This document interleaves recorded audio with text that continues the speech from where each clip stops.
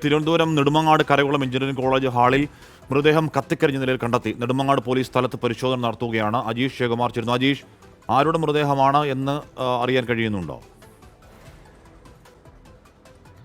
ഹാഷ്മി, ഇന്ന് രാവിലെയാണ് ഈ കോളേജിലെ ജീവനക്കാർ ഈ കോളേജ് ക്യാമ്പസിനകത്തേക്ക് എത്തിയ സമയത്ത് ഈ ഇവിടുത്തെ പണി പൂർത്തിയാകാത്തൊരു ഹാളിനുള്ളിൽ അവിടെ ഒരു പുരുഷൻ്റെ മൃതദേഹം കത്തിക്കരിച്ച നിലയിൽ കണ്ടെത്തിയത്. ഇത് ഈ കോളേജിൻ്റെ ഉടമ മുഹമ്മദ് അബ്ദുൾ അസീസ് താഹിയുടേതാണെന്നാണ് സംശയിക്കുന്നത്. കാരണം അദ്ദേഹത്തിൻ്റെ കാർ ഈ ഹാളിന് പുറത്തുണ്ടായിരുന്നു. അദ്ദേഹം ഉപയോഗിക്കുന്ന മൊബൈൽ ഫോണും ഈ മൃതദേഹം കിടന്നതിൻ്റെ സമീപത്ത് നിന്ന് കണ്ടെത്തിയിട്ടുണ്ട്. ഉടൻ തന്നെ അവർ പോലീസിനെ വിവരം അറിയിച്ചു. പോലീസ് എത്തി അപ്പോൾ പരിശോധന നടത്തിക്കൊണ്ടിരിക്കുകയാണ്. ഫോറൻസിക് സംഘവും അവിടെ എത്തി പരിശോധന നടത്തുകയാണ്. ആത്മഹത്യ എന്നാണ് പ്രാഥമിക നിഗമനം. ഈ നെടുമങ്ങാട് മുല്ലശ്ശേരി റോഡിലാണ് ഈ PA Muhammad Azeez engineering college പ്രവർത്തിച്ചുകൊണ്ടിരിക്കുന്നത്. വർഷങ്ങളായി പ്രവർത്തിക്കുന്ന ഒരു കോളേജാണിത്.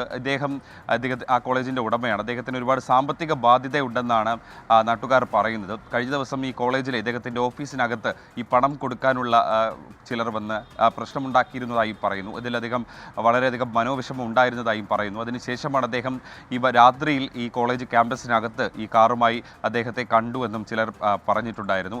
അദ്ദേഹം ആത്മഹത്യ ചെയ്തതെന്നാണ് ഇപ്പോൾ ഒരു പ്രാഥമിക നിഗമനം ഇപ്പോൾ ലഭിക്കുന്നത്. എന്തായാലും പോലീസ് പരിശോധന നടത്തുകയാണ്.